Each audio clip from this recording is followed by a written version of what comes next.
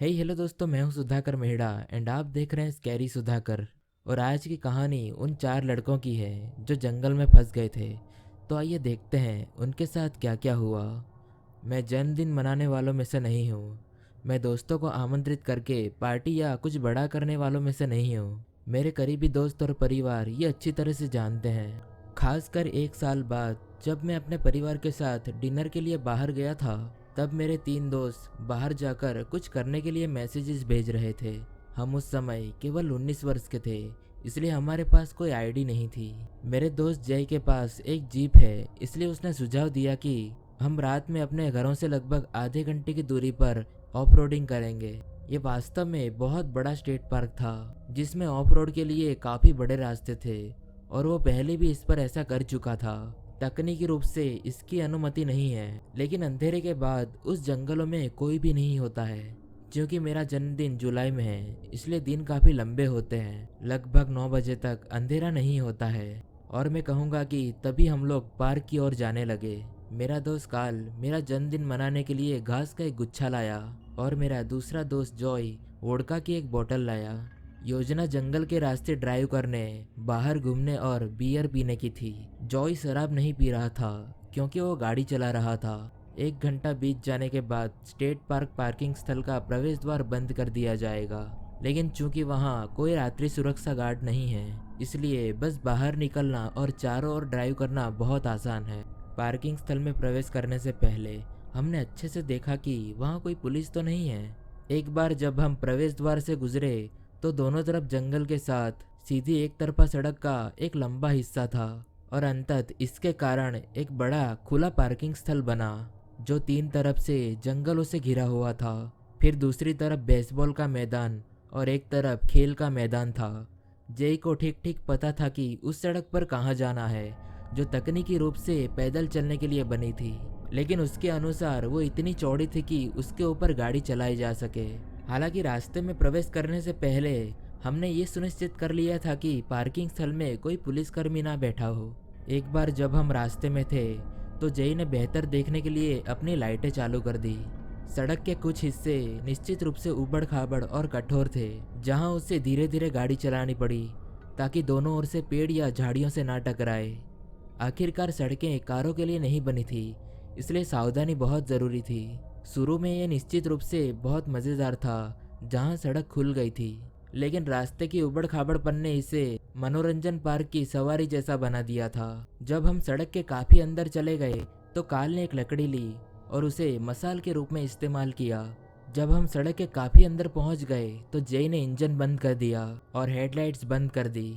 हम कार में बैठकर म्यूजिक बजा रहे थे और बोतलें इधर उधर कर रहे थे। म्यूजिक बहुत तेज था, लेकिन हमें ऐसा लगा कि जैसे हमने बाहर से कुछ सुना है। हम सभी शांत हो गए और एक दूसरे की ओर देखने लगे। जय ने म्यूजिक बंद कर दिया और हम सभी ने एक ही समय में कहा कि वो क्या था, क्या तुम लोगों ने वो सुना? हम सब इस बात से सहमत थे कि ये तेज आवाज़ किसी के चिल्लाने की आवाज़ थी।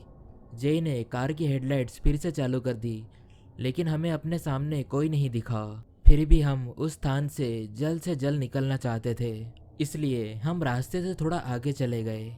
एक बार जब हम फिर से रुके तो हमें लगा कि यह मादा लोमड़ी हो सकती है। यहाँ से हम थोड़े कम म्यूजिक के साथ चले। हम बस पी रहे थे और पैक बना रहे थे। एक बार तो मेरे दोस्तों ने मजाक में मेरे लिए ज़ोर ज़ोर से हैप्पी बर्थडे गाना गाया। मुझे पेशाब लगी थी। मैं बस कार से बाहर निकला और सड़क से कुछ कदम दूर जंगल में चला गया। इस बीच मैंने जो सुना, मैं कसम खाता हूँ कि यह किसी के आसपास की कदमों की आवाज़ थी। मैं भागा और वापस कार के पास गया और अपने दोस्तों को बताया कि मैंने कदमों की आवाज़ सुनी। जय ने फिर से अपनी हेडलाइट्स चालू कर दी। वो और मैं आगे की सीटों पर थे, इसलिए सबसे पहले चीखने वाले लोग हम ही थे। जब हमने देखा कि कार के सामने लगभग 10 फीट दूर सड़क के किनारे कोई खड़ा था। वो स्वेटर पहने एक महिला थी। हमें उम्मीद थी कि वो कुछ करेगी, लेकिन वो वहीं खड़ी रही। जय ने अपनी खिड़की नीचे की और पूछा, तुम ठीक हो? महिला धीरे धीरे जंगल की ओर चली गई, जब तक कि वो आंखों से ओझल नहीं हो गई। यही वो पल था जब पीछे बैठे काल ने कुछ भयानक देखा।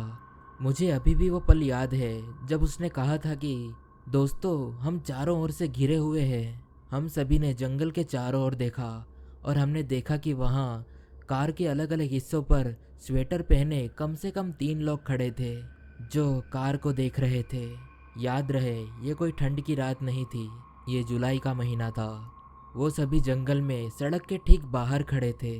काल, जो पीछे की सीट पर बैठा था, वो जोर से चिल्लाया, जिससे हम सभी पीछे मुड़े और देखा कि एक आदमी पीछे की विंडशील्ड के बाहर खड़ा होकर अंदर देख रहा है। मैं चिल्लाया कि हमें यहाँ से जल्दी निकलना होगा। जेई ने मेरी बात सुनी। उसने कार चलाई और रास्ते में विभिन्न चट्टानों और कठोर रास्तों को पार किया और उबड़ खाबड़ स्थानों पर जितनी तेजी से हो सकता था गाड़ी चलाई। हम सभी बहुत घबरा रहे थे, लेकिन जब हम गंदगी वाले रास्ते से होकर फुटपाथ पर वापस आए तब जाकर हम सभी को राहत मिली। हमें आश्चर्य हुआ कि क्या वो हमारी तरह जंगल में भटक रहे किसी युवा लड़कों का कोई समूह था, लेकिन इससे ये स्पष्ट नहीं होगा कि वो वहाँ इतने चुपचाप खड़े होकर हमें घूर क्यों रहे थे। ना ही ये स्पष्ट होगा कि उनमें से एक पिछली विंडशील्ड के बाहर खड़ा होकर अंदर क्यों देख रहा था और गर्मी की रात में वो सभी स्वेटर क्यों पहने हुए थे। हमें ये भी एहसास हुआ कि जो हमने चिल्लाने की आवाज़ सुनी थी वो शायद लोमड़ी की आवाज़ नहीं थी और शायद इसका उनसे कुछ लेना देना था। इसके बाद रात में उन जंगलों में ऑफ रोडिंग करने का ख्याल हमारे मन में फिर कभी नहीं आया। तो ये थी आज की सच्ची हॉरर स्टोरी।